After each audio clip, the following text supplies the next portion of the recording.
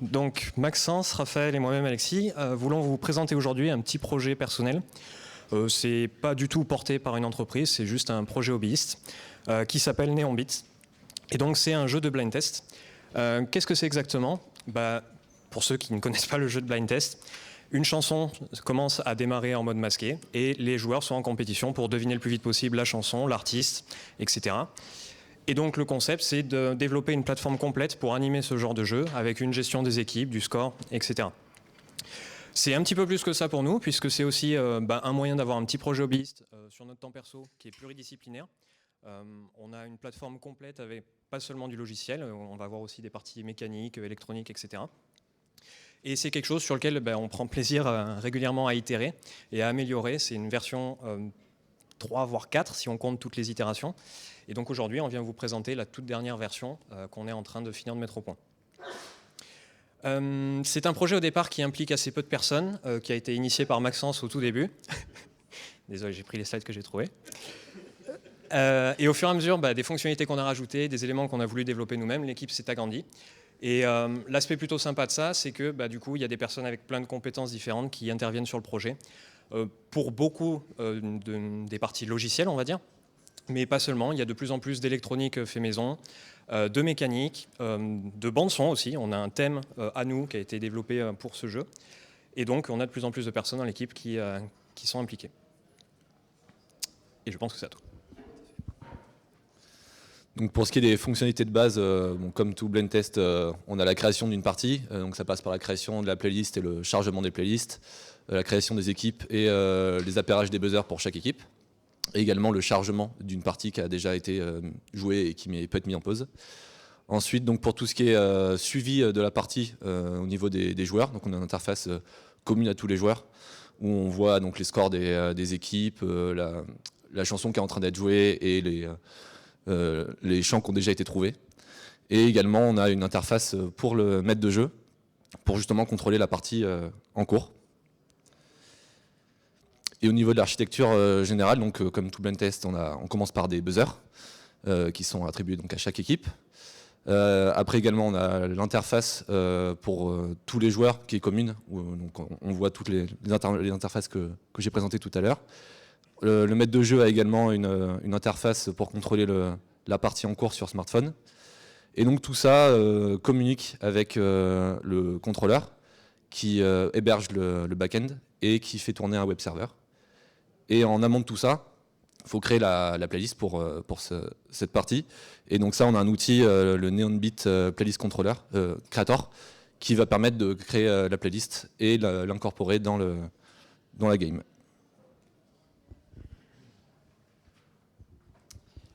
Donc comme Raphaël disait, au cœur du jeu, pour que tous les composants puissent fonctionner ensemble, on a une petite plateforme hardware qui a été développée exprès pour le système complet, qui est le contrôleur de jeu. Donc aujourd'hui, c'est une bête Raspberry Pi, ça pourrait être n'importe quelle plateforme.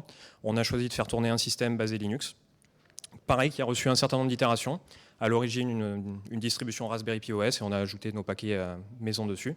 Et au fur et à mesure, on a itéré. Aujourd'hui, on a un firmware basé Bullroot, donc il y a un outil pour générer nos propres distributions Linux. Et donc ce contrôleur, comme Raphaël a commencé à présenter, il gère la plupart des interfaces utilisées par Neonbit. Donc on voit, donc il est posé là devant nous sur la table. Il y a une antenne Wi-Fi qui va permettre à tous les buzzers de se connecter dessus. Tous les buzzers sont en Wi-Fi. Et on a tous les services logiciels qui tournent dessus, donc le moteur de jeu en lui-même que Raphaël va présenter plus en détail, le serveur web qui affiche toutes les interfaces, aussi bien joueur qu'admin, et d'autres composants utilitaires comme une base de données pour enregistrer tous les scores, les équipes, etc. Et d'autres fonctionnalités à venir, par exemple la possibilité d'afficher directement l'interface joueur, mais coming soon.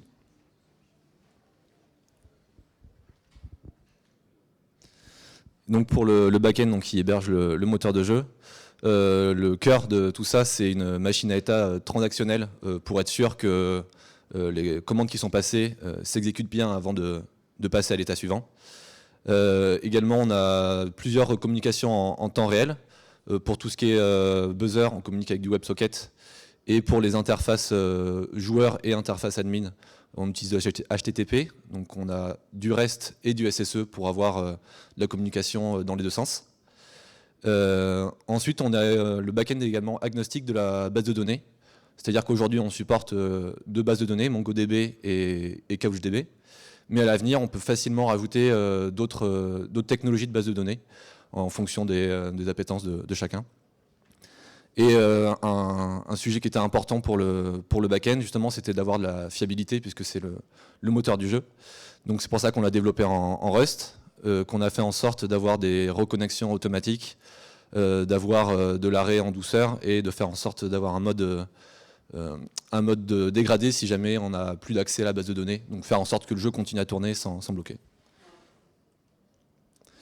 Également, ce qui était important pour nous au niveau du back-end, c'était d'avoir une documentation forte, parce que pour nous, c'est fondamental pour plusieurs raisons.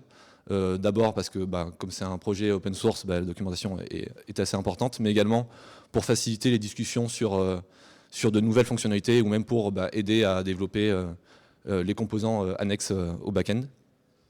Donc c'est principalement nécessaire pour les interfaces des autres composants, donc que ce soit pour les buzzers ou les deux interfaces, joueurs ou administrateurs. Et donc cette documentation, elle est multiple, c'est-à-dire qu'en plus d'une documentation README classique sur un projet logiciel, on explique un peu tout. On a également une documentation OpenAPI, c'est-à-dire un Swagger où on héberge la documentation pour l'API REST. Et donc c'est une documentation qui est auto-générée, donc ça permet d'être à jour toujours avec le code. Mais également on a un fichier Markdown où ça spécifie les différents protocoles qui sont utilisés, donc le WebSocket, REST et SSE. Et également on utilise le langage Mermaid pour faire des diagrammes fonctionnels qui sont compatibles avec Markdown et donc qui permettent d'avoir directement dans le README tous les diagrammes affichés. Merci. Ouais, donc comme Raphaël vous le disiez, le cœur de NeonBit aujourd'hui c'est le back-end, mais ça n'a pas toujours été le cas. Sur la version précédente, on avait un hardware aussi, mais il ne servait uniquement qu'à faire le pont entre les buzzers et l'interface qui était hébergée dans le navigateur, et ça communiquait par WebSocket uniquement. Ce qui veut dire que toute la machine à état transactionnel dont il vous parlait précédemment était gérée dans une interface web, client, et donc très peu stable. Notamment sur des moments où on doit rafraîchir la page, on perdait des informations, on revenait en arrière dans les états, c'était assez compliqué. Maintenant, l'interface joueur ne sert qu'à être un miroir de l'état de la partie, uniquement pour les informations qui sont destinées aux joueurs. Ce qui fait que ça a été développé en React avec une single page application, donc une seule page et juste des changements d'état internes qui sont récupérés depuis le back-end pour mettre à jour les scores, les réponses, le chrono, le départ du chrono et le reveal de la chanson à la fin.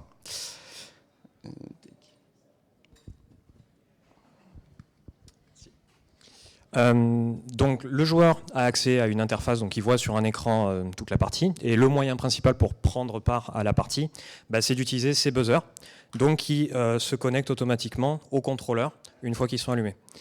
Donc pour le coup là c'est une des autres pièces qui est entièrement fait maison.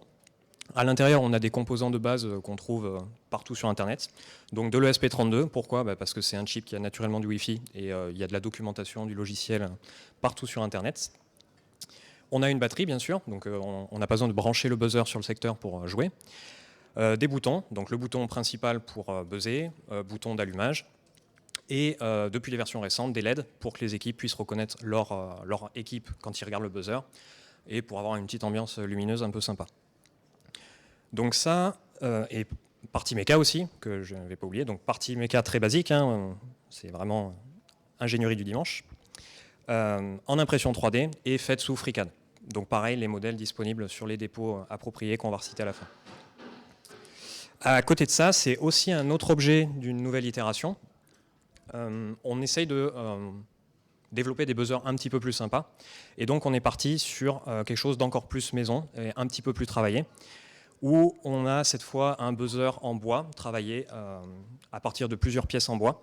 Donc on a les deux versions ici aujourd'hui, fraîchement montées, il y a une douzaine d'heures. Donc 2 pièces en bois qui contiennent toute la méca. Le buzzer cap dessus est aussi une pièce maison. Donc on a l'une des personnes qui intervient sur le projet, Benjamin, qui a préparé des moules en silicone, couler des chapeaux de buzzer en résine époxy. Et à l'intérieur, une platine en impression 3D, elle pour le coup, toujours, qui permet de venir assembler tous les composants dessus et enfermer cette platine dans le buzzer final. Donc ici, l'enjeu, c'est purement d'itérer à nouveau sur ces buzzers, de les rendre un petit peu plus sympas visuellement et de continuer à ajouter des fonctionnalités. Aujourd'hui, une LED, peut-être demain un speaker pour faire des sons, etc. On va continuer à aller plus loin sur ce concept. Aujourd'hui, si on regarde un buzzer qui est ouvert, c'est de l'ingénierie électronique spaghetti, qui est assez douloureuse à monter d'ailleurs, pièce par pièce. Donc l'idée, c'est d'aller plus loin encore et de faire nos propres PCB électroniques pour qu'on ait juste à poser la carte dedans, fermer le buzzer, et c'est fini.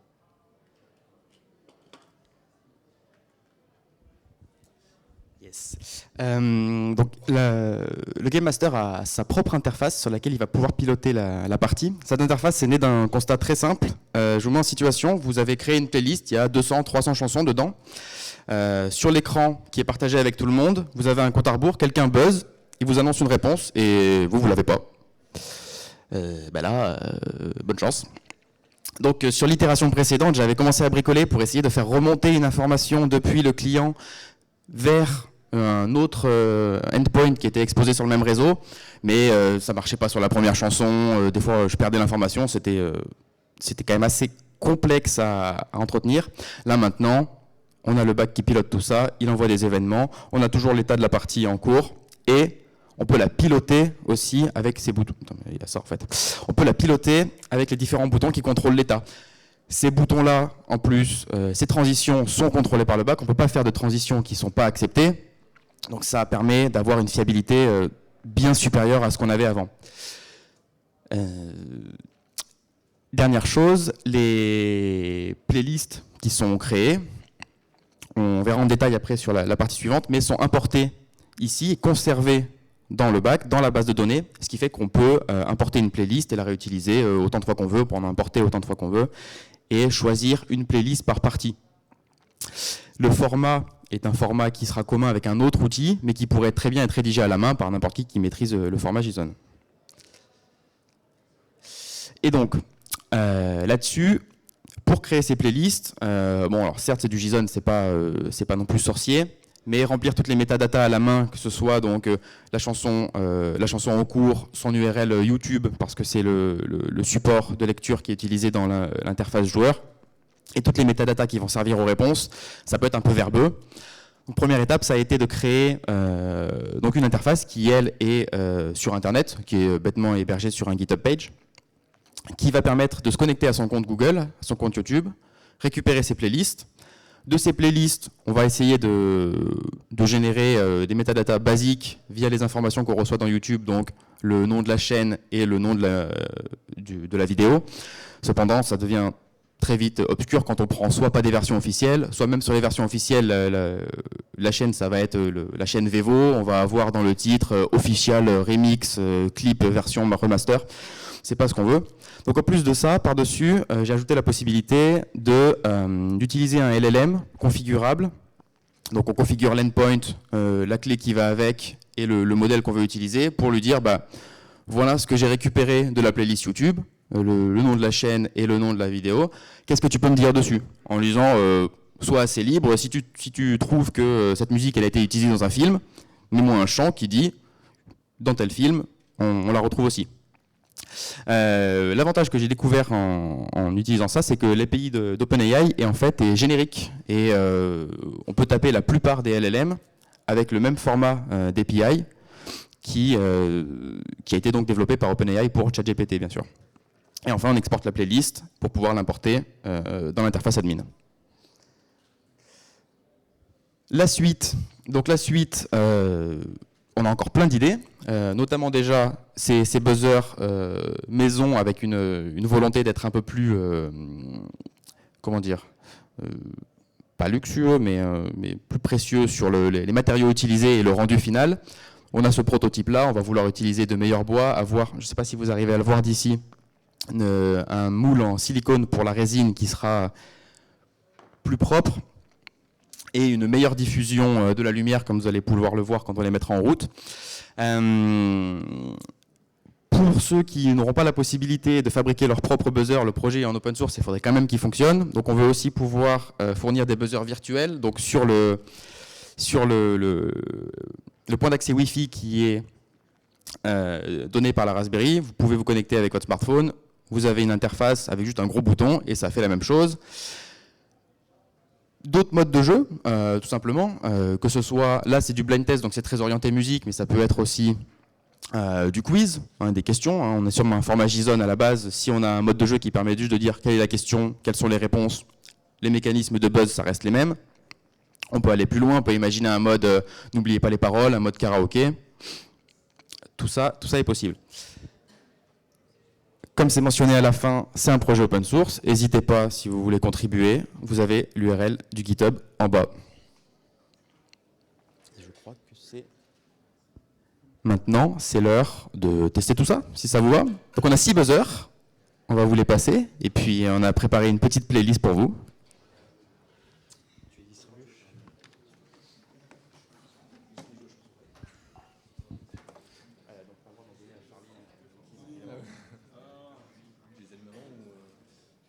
Tu peux les allumer.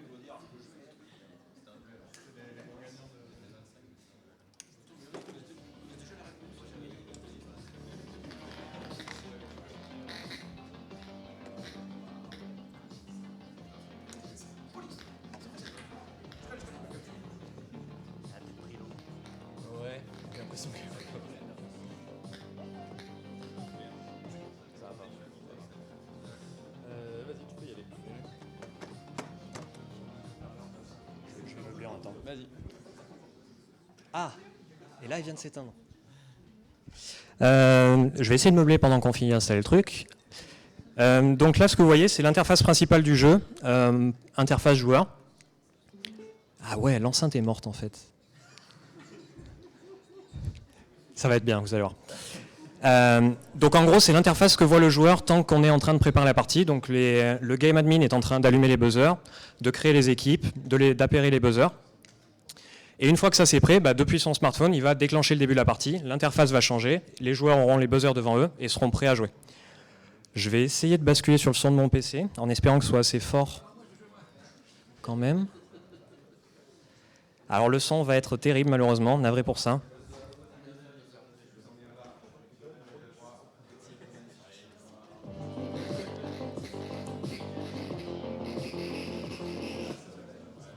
Ouais. Ah, je n'ai pas souvenir non plus.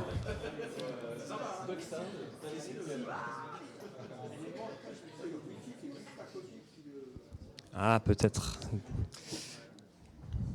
Bonne idée d'un collègue embarqué.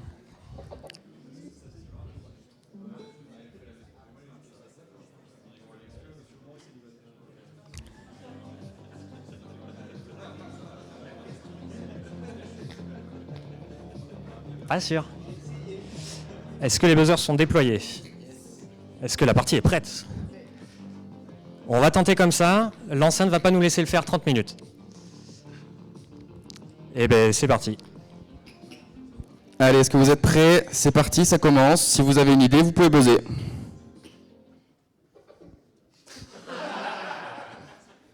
Heureusement, je peux mettre pause.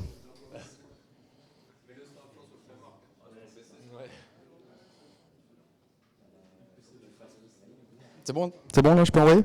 Allez, c'est parti, j'envoie.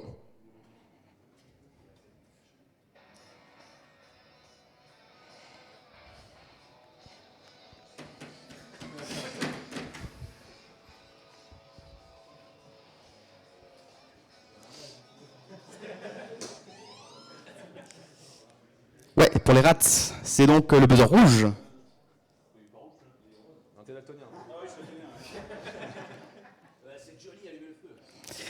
Et c'est une bonne réponse.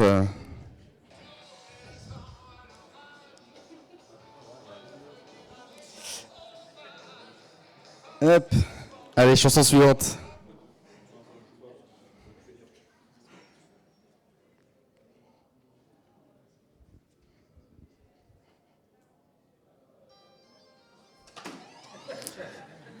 Guinness, donc l'équipe verte. Oui, est-ce que tu as l'artiste? Mano, la tribu de Dana. C'est effectivement ça. Hop. J'en profite pour mentionner que donc, vous voyez les versions clip ici, c'est un choix. De la création de la playlist, mais vous pouvez mettre absolument ce que vous voulez. Des extraits de films, de dessins animés, de n'importe quoi. Allez, musique suivante.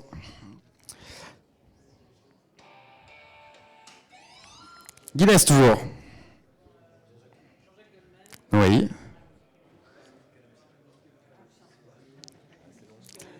Ah, ce sera qu'un seul point. Je relance le jeu.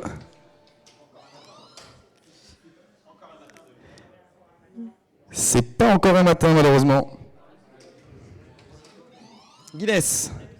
Quand la musique est bonne. Allez, 2 points de plus.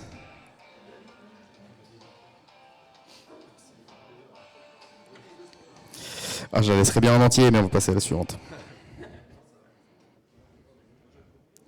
Allez, quelque chose de plus récent, sorti en 2007.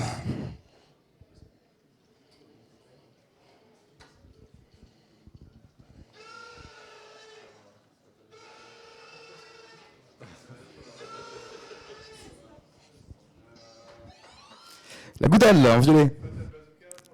Absolument.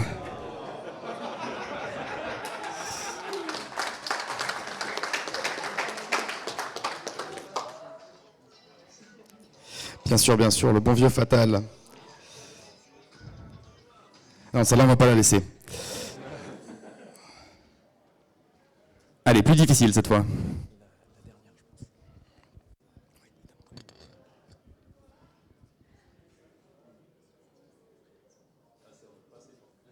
Non, c'est peut-être le début. C'est l'inconvénient des versions clip, parfois le début est un peu long.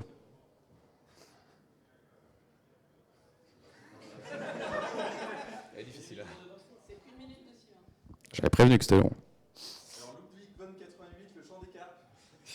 C'est non. On va pas s'inquiéter, ça devrait partir. Ah, voyez bien que ça part.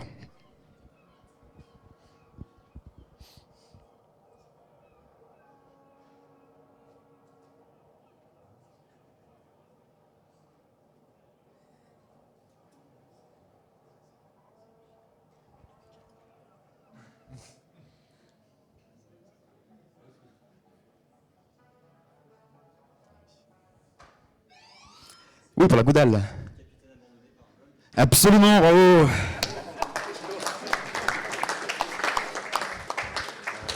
Et on s'arrêtera là-dessus. J'en profite juste pour mentionner que dans la playlist Jason que vous pouvez paramétrer, vous pouvez définir quand commence le morceau. Si vous voulez éviter les... Pas eu le temps, mais c'est possible. Merci à vous d'avoir participé à notre démo.